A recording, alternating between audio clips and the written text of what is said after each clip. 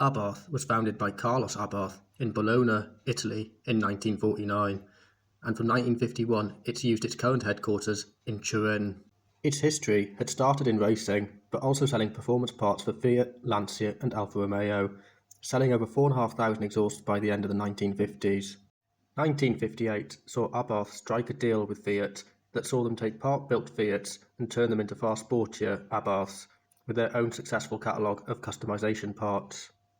1963 sees the release of the Fiat 500-based Abarth 595. Power was up from the Fiat 500's 18 horsepower to 28 horsepower in the Abarth 595. A year later, the release of the 595 SS came, and that had 32 horsepower, a spoiler, alloy wheels, and a Ford-dial dashboard. The same year, Abarth released the 695.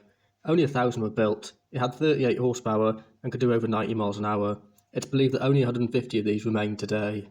In 1971, Fiat buys out Abarth and stops 595 and 695 production. During the 70s, Fiat turned Abarth into its racing team.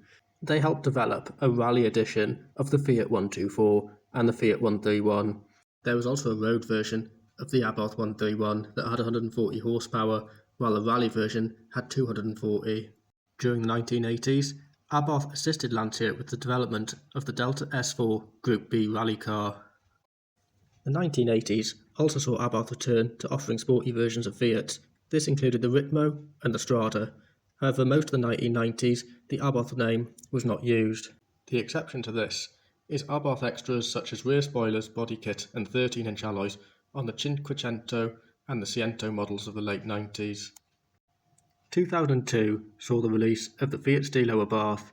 It was a Vauxhall Astra-sized hot hatchback that featured a 2.4-litre 5-cylinder with 170 horsepower. Initially, it was only available as an automatic. However, in 2004, it came with the option of a manual gearbox. 2007 marked the return of Abarth. This started with the Fiat Gran Punto Abarth that had 153 horsepower from a 1.4-litre turbo. This was followed by the SS variant that had 180 horsepower and could do 0 to 60 in 7.5 seconds. The Grand Punto Abarth was praised for its eye-catching design, space and practicality, strong performance from its turbocharged engine, and its 5-star safety rating in the Euro NCAP tests. This was followed in 2008 by an Abarth edition of the Fiat 500. It had 135 horsepower and could do 0 to 60 in 7.9 seconds. Above this sat the Abarth 500 SS. It had 25 more horsepower and shaved half a second off its 0 to 60 time. There was even a Fiat 500 Abarth Ferrari edition, of which only 500 were built. They cost nearly £30,000 each. They had 180 horsepower from their 1.4 turbo and could do 0 to 60 in 7 seconds dead.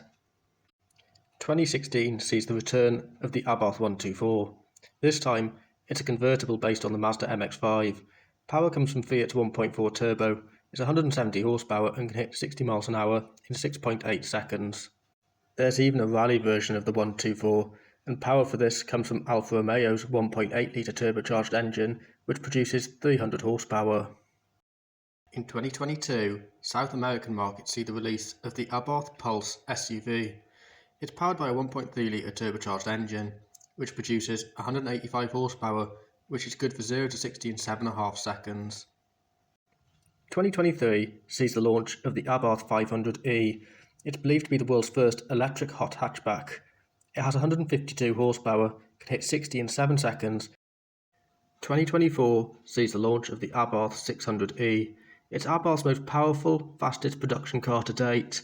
Its electric motor produces 240 horsepower, which is good for 0 to 60 in just 6 seconds, and it will cost from roughly £45,000.